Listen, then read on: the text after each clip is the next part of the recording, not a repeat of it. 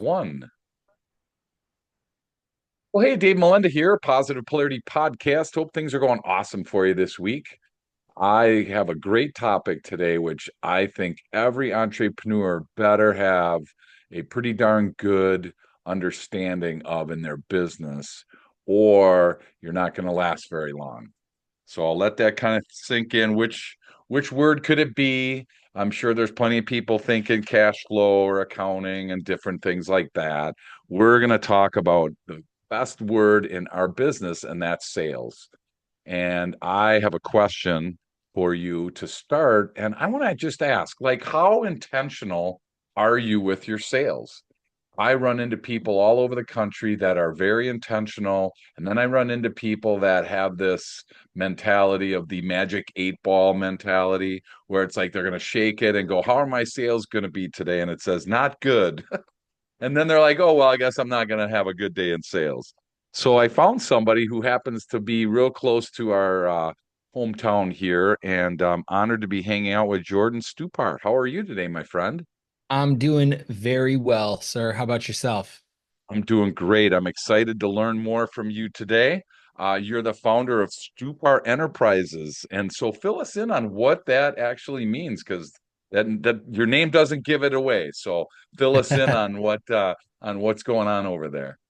Yeah, so it's kind of the umbrella name, I guess, of all the different, pieces of pie that I've got my fingers in. But the primary thing that we do over here is we work with individuals and sales teams to help them maximize opportunities and ultimately make more money. I've been in sales for 23 years. It's a passion of mine, and I love sharing the strategies that made me successful in sales with other people. That's awesome. I tell you, there's a lot of old school people, not so much anymore, but they're kind of dying out. The ones that really didn't think they needed sales training. They didn't really think they needed to do anything, focus on that. It just kind of happened. So are you still seeing that around the country, Jordan, where there's a lot of people that still aren't paying a lot of attention to their sales and the journey that they're both their customer and their team are on? That's kind of a fun question, honestly. I would say that, yeah, more people than probably ever have a level of awareness that they can develop better skills or improve their performance in production when it comes to communicating and articulating their value and their ideas to customers. However, I think being in the position I'm in to help facilitate some of that skill development, um, really what we end up talking about is we talk about transformative sales.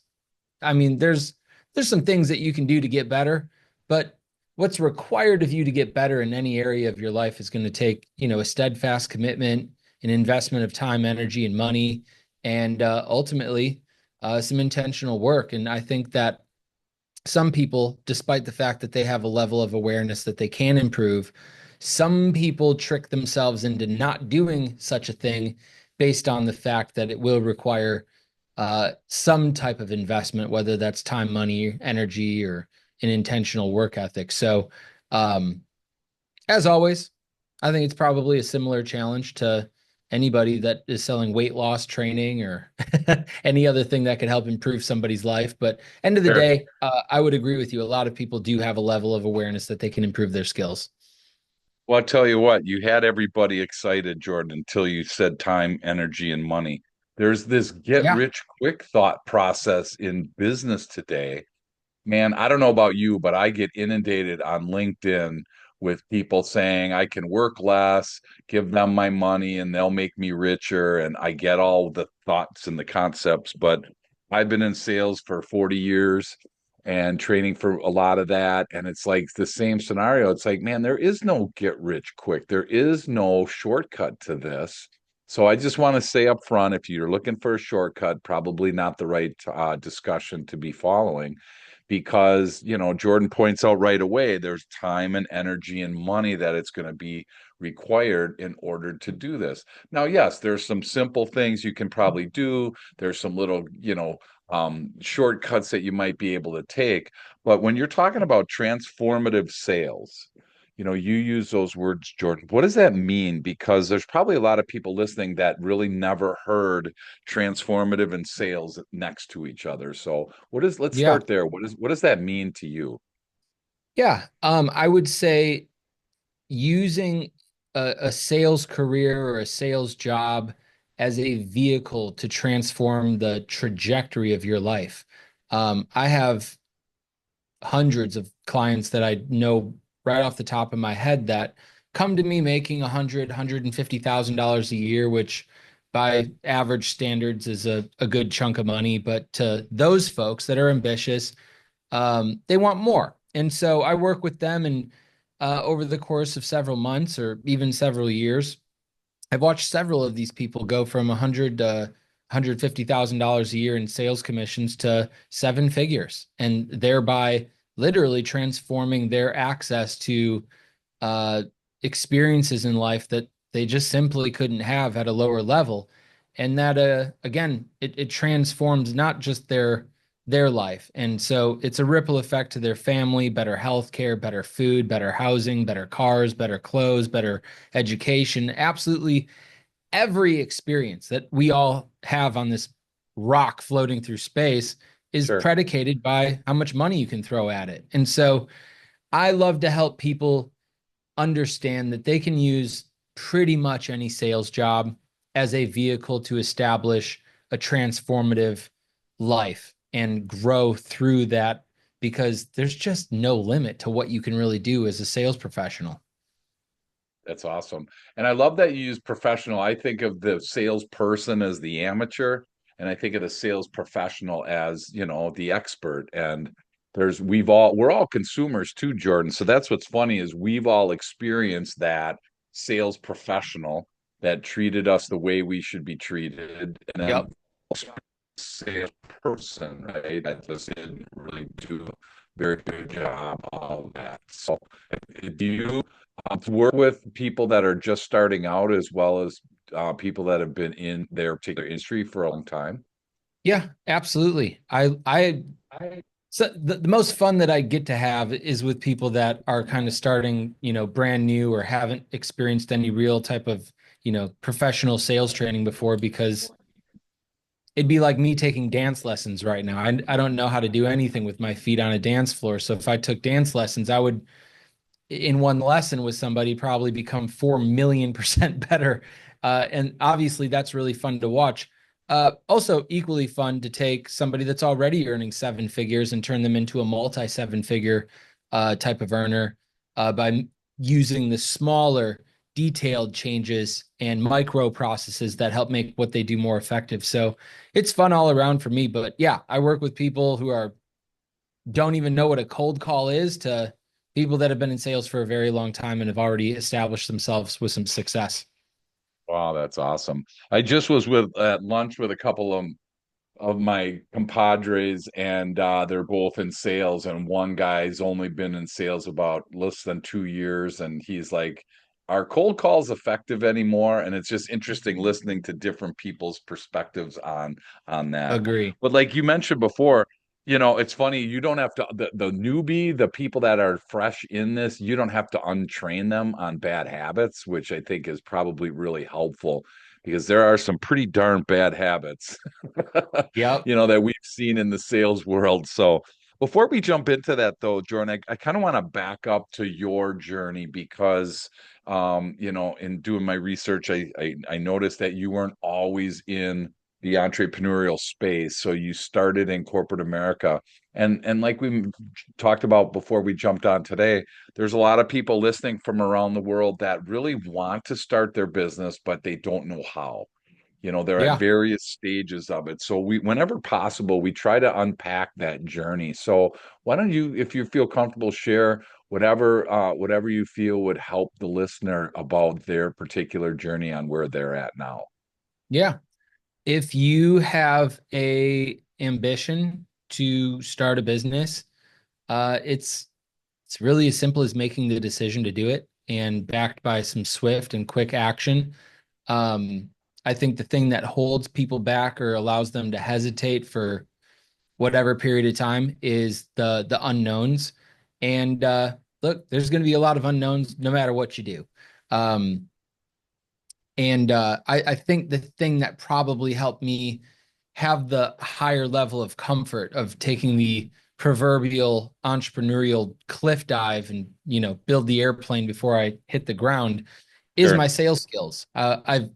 If nothing else, I know that I could talk to somebody, I could knock a door, I could cold call, I could I can pitch somebody, and I can make money somehow. So sure, that's been the safety net for me, is that skill set. However, when I decided to become an entrepreneur in 2017, I did something that, 99.9% of people wouldn't do. I was living in Miami at the time. I was the top salesperson at the office I was in. I was making pretty much on autopilot as a full commission salesperson. I was making $500,000 a year, driving around in a new Porsche 911, living at a yacht club, and doing dinner whenever, because what's dinner? sure, And there's just not a lot of people that I think would probably find a way to slip off the platinum handcuffs and then beat themselves up as an entrepreneur and wonder where their next paycheck is coming from.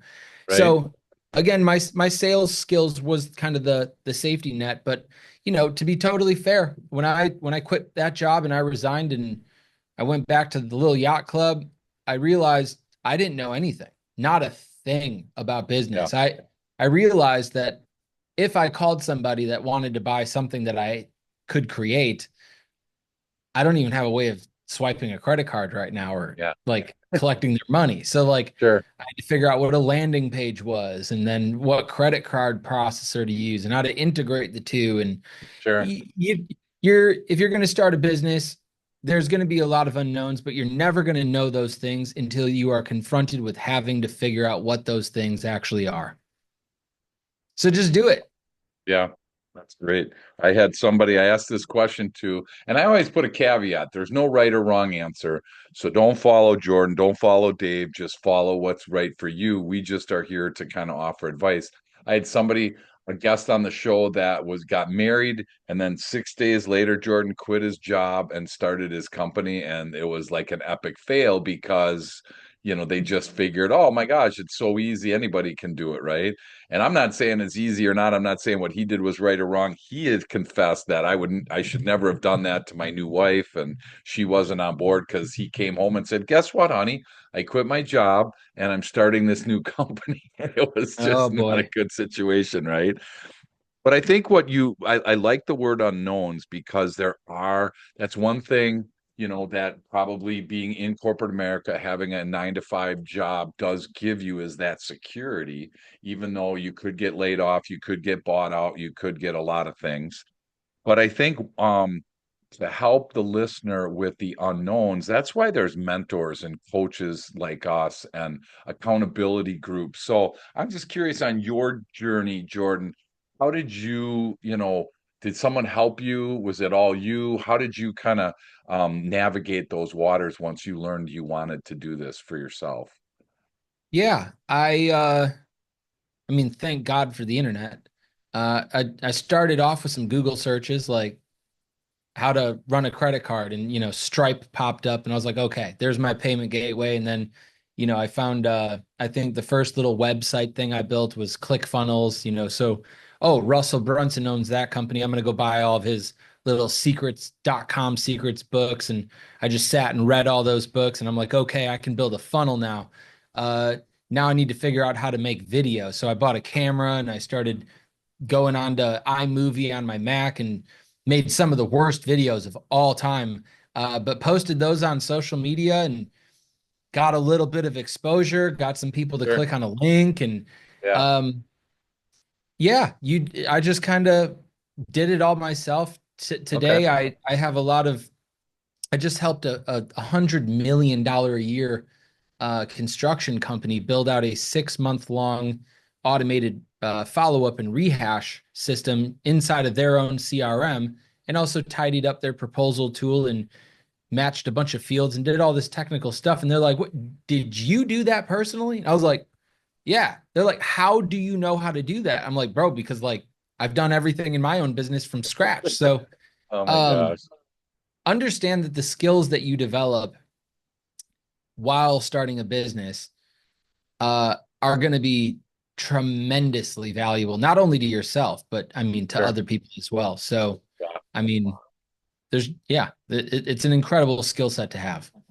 Well, and just so full disclosure for everyone listening, I'm the exact opposite. When I started the businesses that I started, I relied heavily on other people around me because I had no interest in learning those things.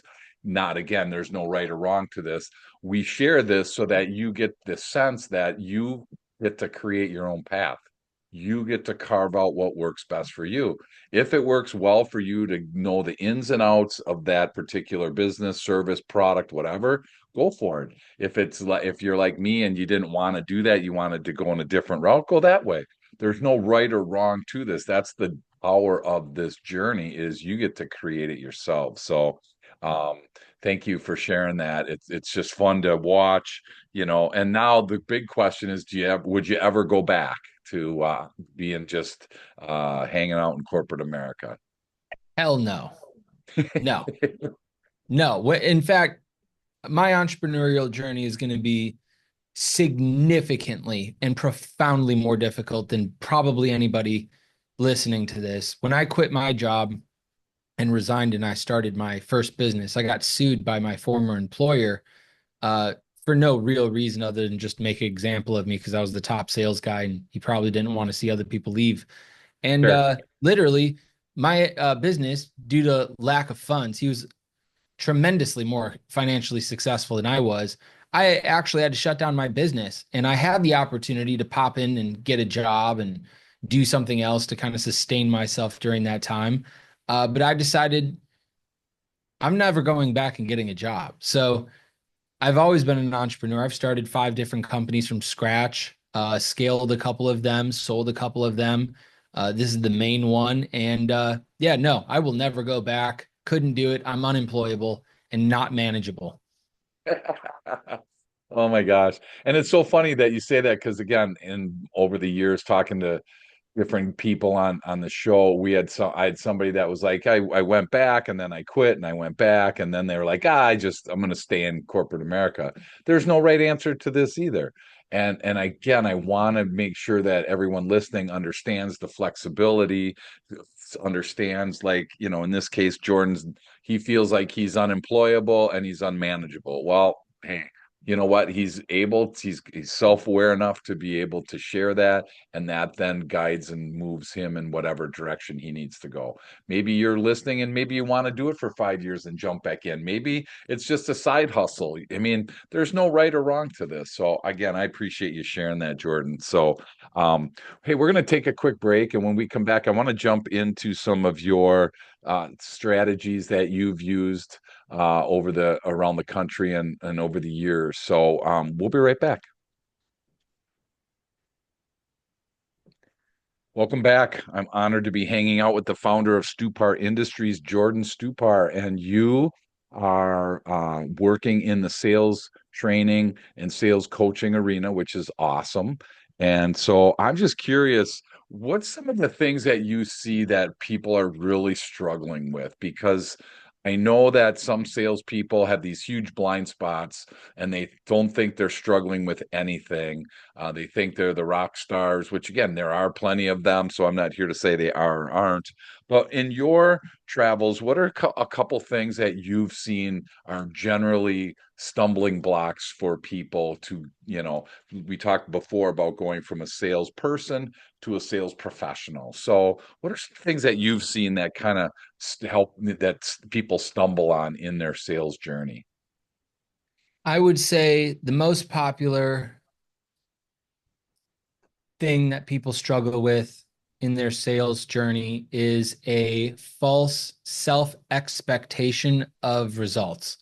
What I mean by that is sales, if done correctly, it's not a 9 to 5. It's a 24/7. It's a lifestyle. The more accessible you are and the more you're willing you are to meet clients where they are, whether that's on TikTok at 3 o'clock in the morning or on a Facebook Live or on a cold call at 4 p.m. on a Tuesday, you've got to be making touches and you have to commit damn near all of your all of your time and all of your availability to that sales profession if you truly want to squeeze the opportunity from it. My life changed when I really, really bought into uh, a high level of discipline and professionalism, working Saturdays, prospecting on Sundays.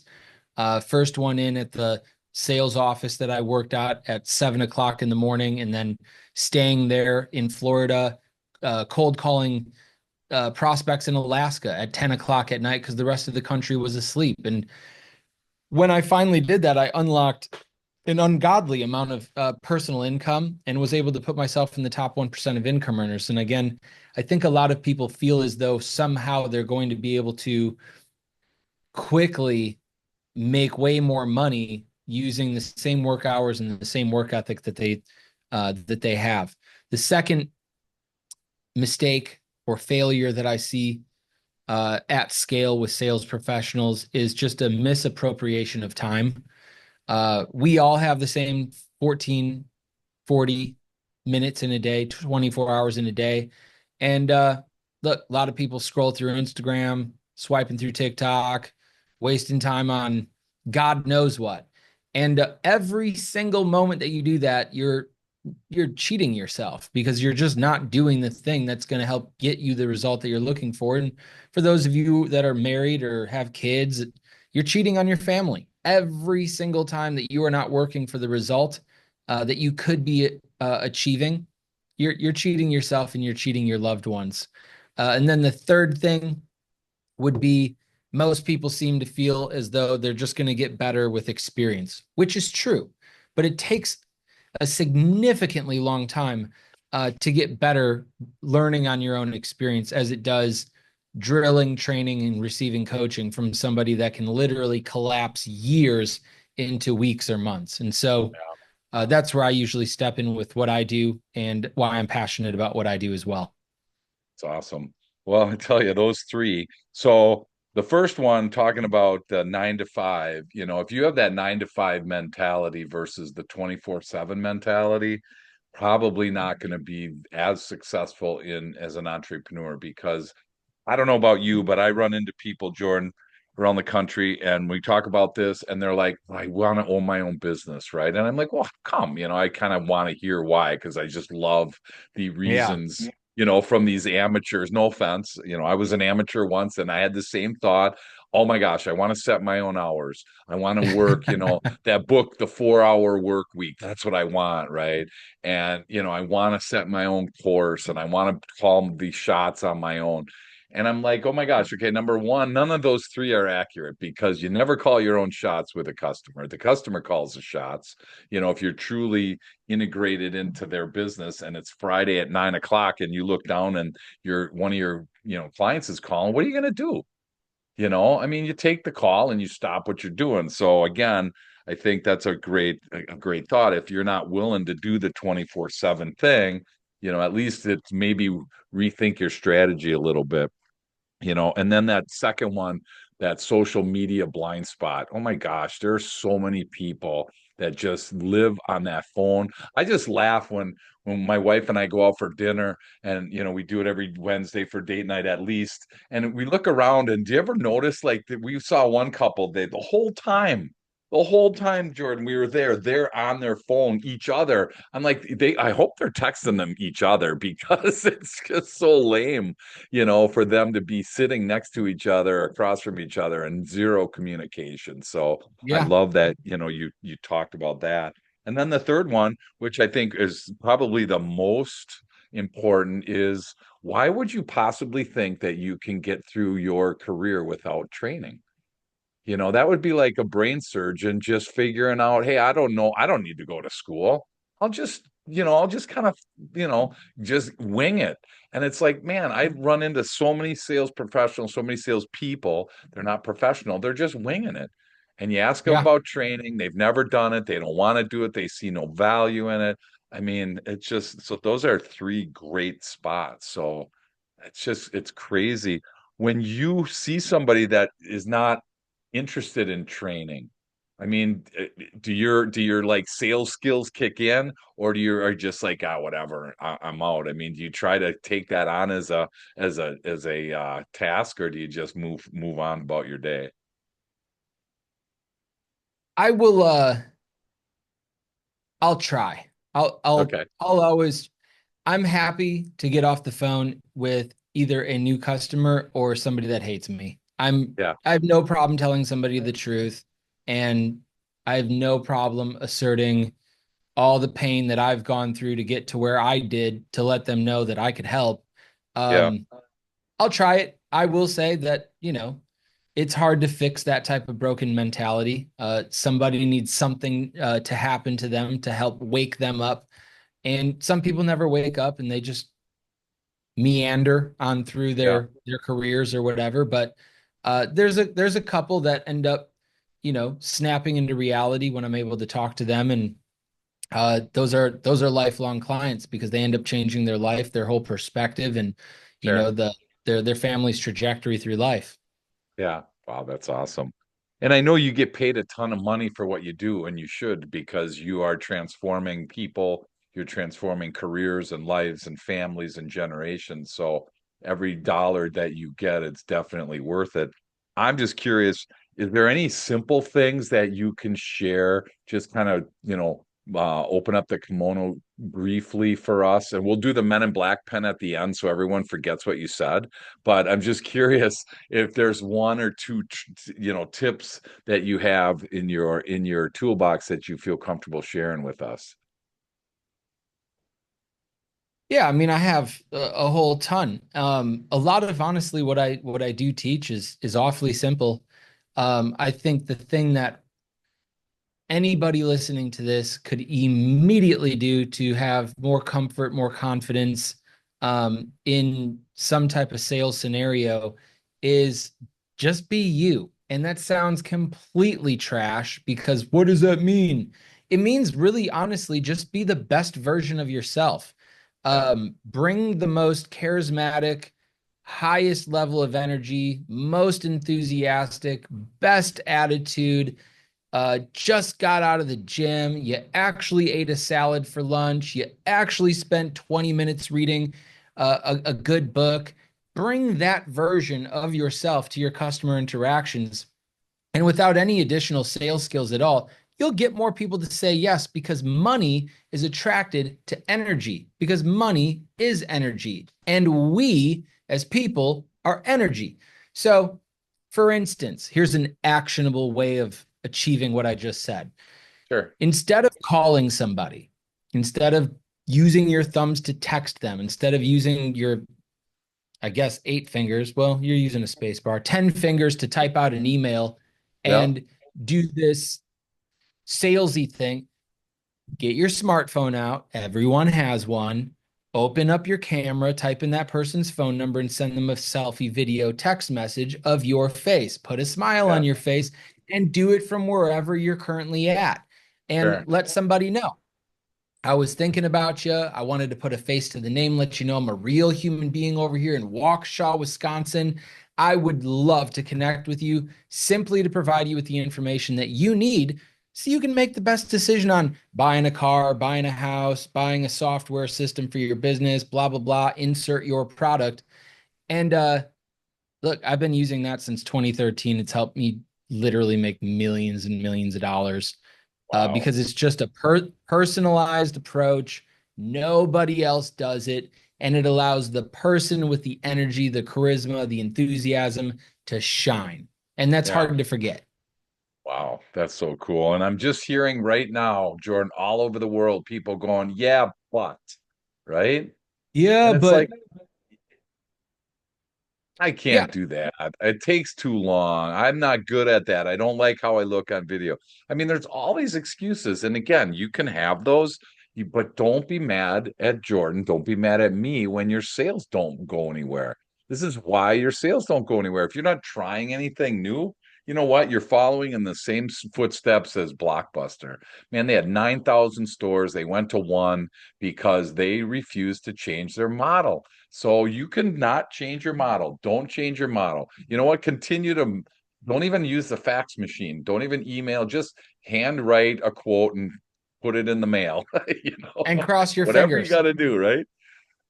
Yeah, cross your fingers. There's a lot of people out there that hear good things like, the good thing that I just mentioned Yeah, that me, my whole team, and thousands of my clients have been using with tons of validated proof that it works. yeah, That again, say, oh, I don't know if that's for me, or I only do B2B deals, and it would be weird if I sent that to the CEO. yeah, Even better. Okay. And if you do look bad on camera, or your makeup and your hair isn't done, or you're sweating I can't tell you how many selfie videos I've sent from a treadmill or a stair climber. And yeah, look, it helps reiterate the deal. If I'm following up with you and I'm on a Stairmaster and I shoot you a video, I'm going to say, Dave, it's your boy Jordan over here. You can tell, dude, I am dying. I'm on floor 120 right now. And it reminded me of you. I'm over yeah, here working my ass off and I'm going nowhere. And I'm going to yeah, stay on the Stairmaster until you call me back. And I hope I just don't die. So call me back. Can't tell you how many deals that's helped me close because a guy like yeah. you get that video, you're like, damn, this guy's Yep. on a Stairmaster thinking about me. Uh, Yeah, that can be creepy too, right? So we gotta make sure that creepy meter doesn't hang around. But I Eh, totally get it.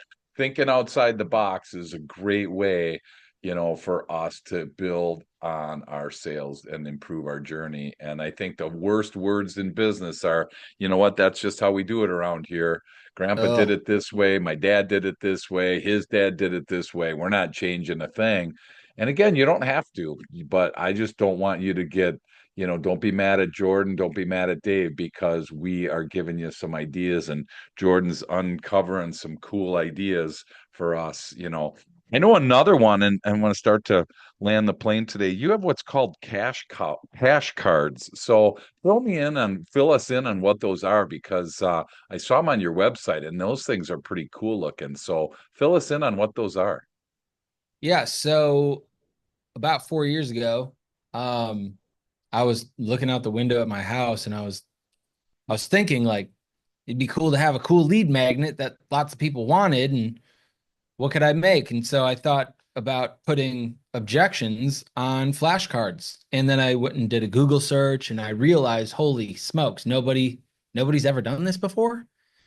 So I went and created 50 objection cards and I put 50 of my best proven responses on the backside. And I mean, they've come a long way, to be honest, since 4 years ago. But yeah, it's a deck of cards, and Okay. on one side of the card, there's I need to think about it. Got to talk to my wife. It's too expensive. Payments are too much. I got to think about this. I'm going to sleep on it. Blah blah blah blah blah. And on the other side, there's a response that you can use, you can memorize, internalize, and personalize to close more deals, build more confidence, and make more money. And Sure. yeah, we've sold a couple $1 million worth of those things, and I've generated tens of thousands of leads for my business. And then, it's useful. But at Yeah. the end of the day, get yourself a deck of cash cards, flashcards for closers, and close more deals. That'd be my Wow. little advertisement. Awesome. All right. So you got one open there? You got one open that we don't This have to one, make this you one's not open. I have different you got one open? iterations. Like I got Well, I got pull a this one card up. out. Just pull one out.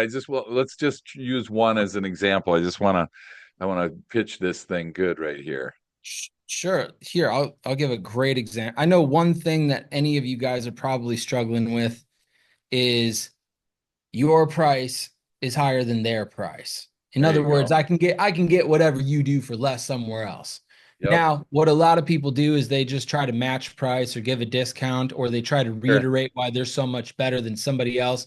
All of those are forms of shooting yourself in the kneecap. What you Yeah. could do is you could turn over this card and you could say something like, "Hey Dave, completely understand you can get this done for a little bit less somewhere else. And truth is, I like saving money. I wouldn't blame you if you did.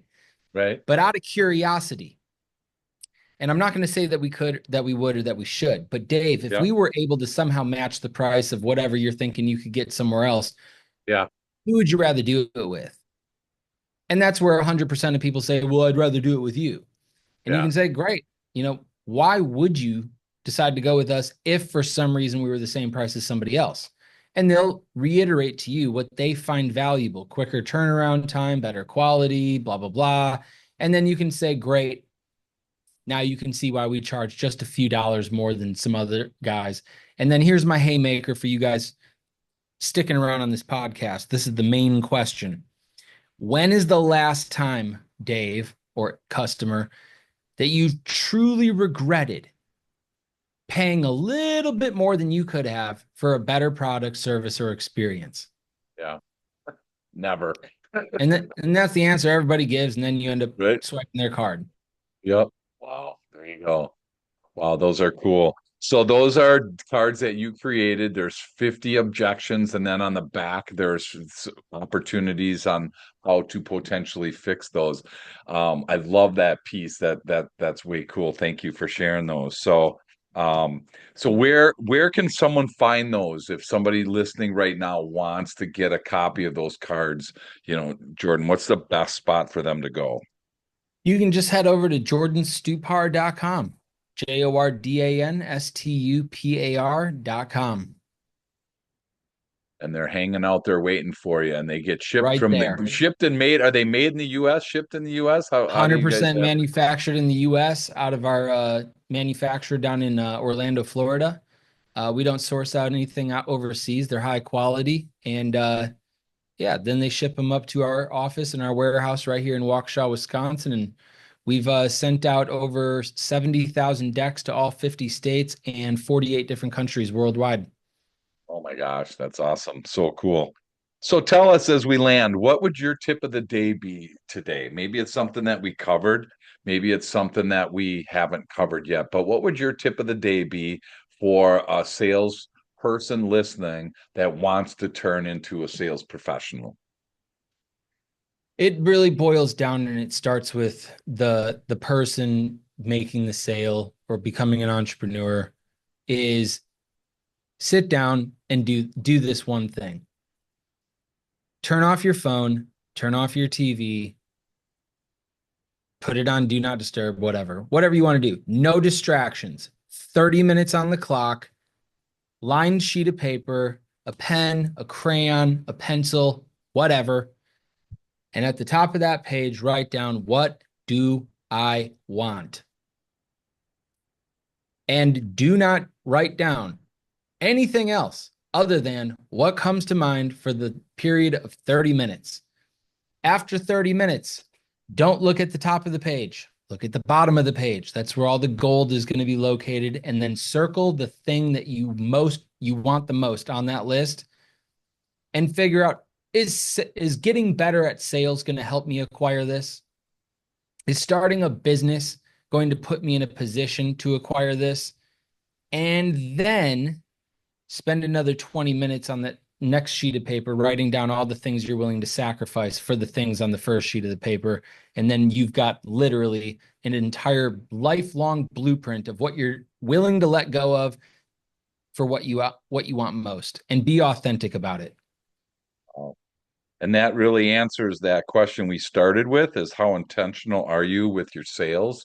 The more you invest in it, in this case, that's 50 minutes. And people are listening, go, oh my gosh, I can't do that. I get it. But you know what? You can have no problem investing 50 minutes in watching a basketball game, a TV show, whatever. So like, Netflix. you know what? Turn it off and do your career, do your family, do your generation a favor and invest some time and ask yourself, what do you want? And that's what a great way to end that. Thank you so much, Jordan, for hanging out with us. If people want to learn more about you, is your website the best spot for them to be? Yep, that's a good home base. I'm also on pretty much every social media at Jordan Stupar. You can go and find me there. And always happy to connect with other ambitious, growth oriented people. That's awesome. Fantastic. Well, thank you so much again for hanging out. I am going to get myself a box of flashcards and the cash cards, flashcards for closers. I'm going to be like, man, these are so cool. I think that's such a brilliant idea. Thank you for doing that. Thanks for all that you're doing in our space. And I can't wait to keep watching and learning from you. I appreciate it, Dave. Likewise.